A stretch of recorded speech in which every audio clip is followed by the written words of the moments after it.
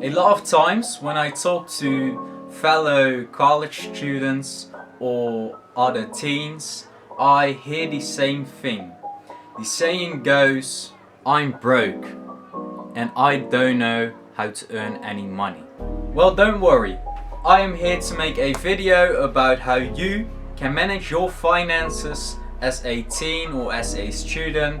Keep in mind that I am not a financial advisor though.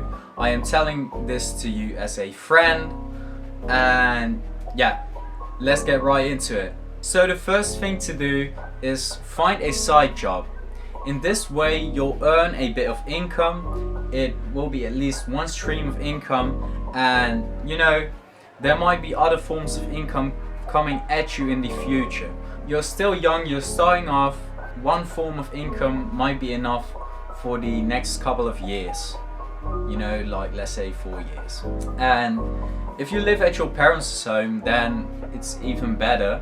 Or if you live somewhere for free and safe, then you shouldn't worry too much about having just one job.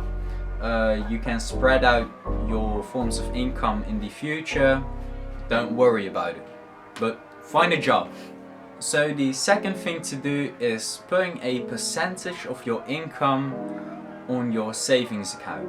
It varies for me. Like at 1 month I might put like 10% of my income which I earned that month on my savings account. I've had months where I put actually nothing on my savings account, so don't look at that. And there were moments where I've put like 20% or even more on my savings account, but it will mostly be around the range of 10 to 20%, and that is what I advise you to do as well.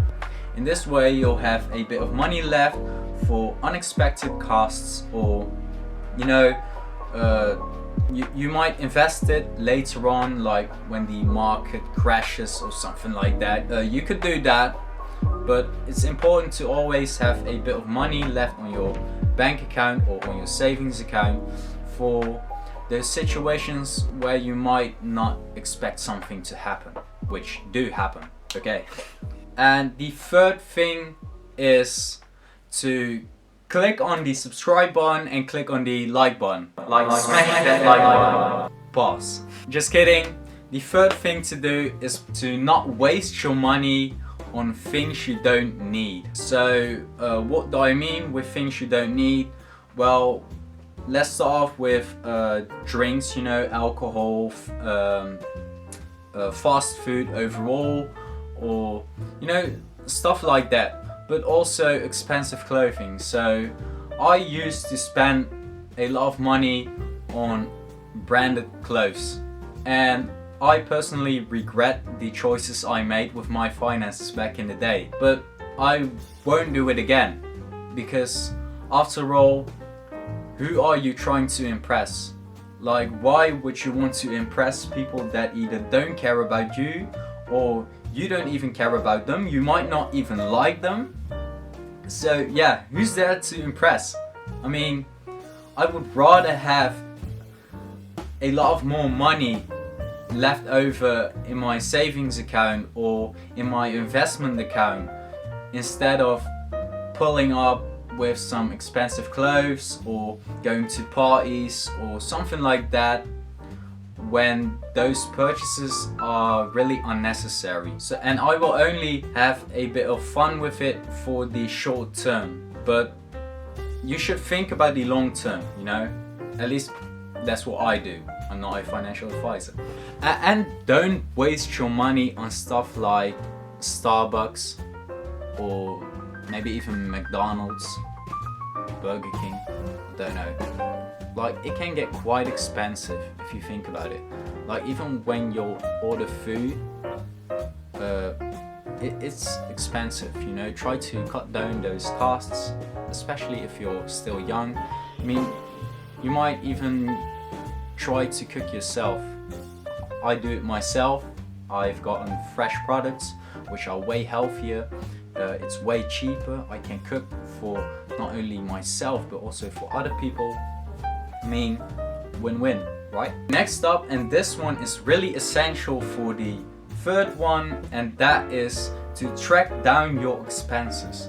So it's very important to keep tracking down your expenses, because you'll have a overview of the expenses that you've made in the last couple of months, weeks, or something like that.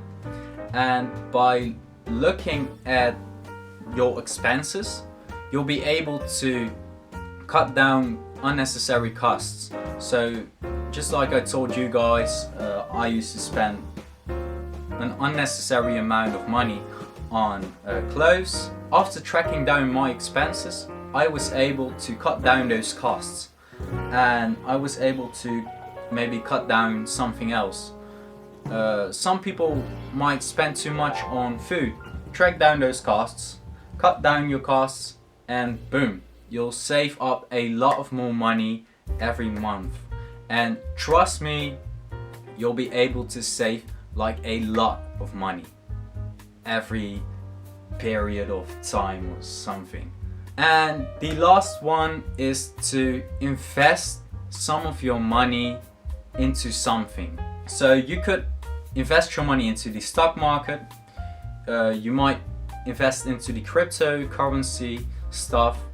I mean, do your own due diligence. That's very important. That's one piece of advice that I'll give you. The thing that I would start off with, if I wouldn't know too much about the stock market or cryptocurrency, or even if I'll know about that, then I'll put at least a tiny bit of money into an account like that, and that is to put some money on a Roth IRA. I am not able to put money on a Roth IRA because I live in the Netherlands, so I'll have to put it on another mutual fund. But there are a couple of other options as well here in the Netherlands, so you can put some of your money on Brand New Day or Peaks. Links down in the description. We can both get a bit of free money if we'll start accounts on there. Same goes for my for the stockbrokers that I use. So links down in the description. But either way, this is not to make some promo for one of these brokers or mutual funds.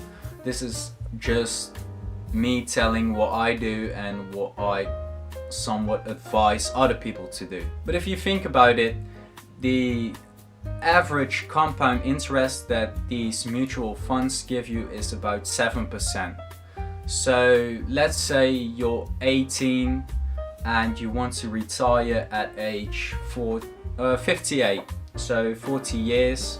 The worth of $100 will be about $1,600, which is a lot if you think about it. That's 1,600% of profit.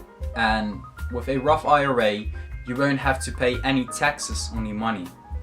And for people that can't use a Roth IRA or live in the Netherlands, the taxes that we'll have to pay by then or when we'll retire will be a lot lower because of the whole law with saving up for your retirement and all of that stuff.